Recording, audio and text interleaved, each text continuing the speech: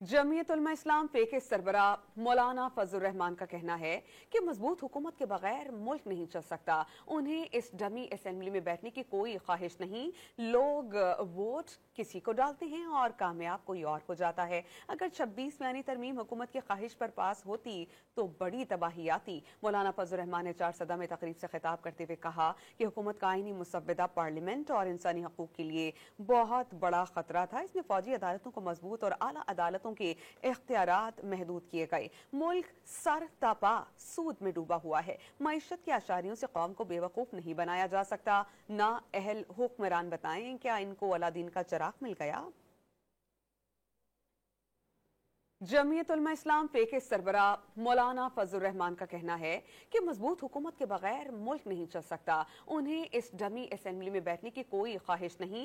लोग वोट किसी को डालते हैं और कामयाब कोई और हो जाता है। अगर 26वीं आईनी तरमीम हुकूमत की ख्वाहिश पर पास होती तो बड़ी तबाही आती। मौलाना फजलुर रहमान ने चार सदा में तकरीब से खिताब करते हुए कहा कि हुकूमत का आईनी मुसव्वदा पार्लियामेंट और इंसानी हकूक के लिए बहुत बड़ा खतरा था। इसमें फौजी अदालतों को मजबूत और आला अदालतों के इख्तियारात महदूद किए गए। मुल्क सर तपा सूद में डूबा हुआ है। मईशत की आशारियों से कौम को बेवकूफ नहीं बनाया जा सकता। ना अहल हुक्मरान बताएं क्या इनको अलादीन का चराग मिल गया।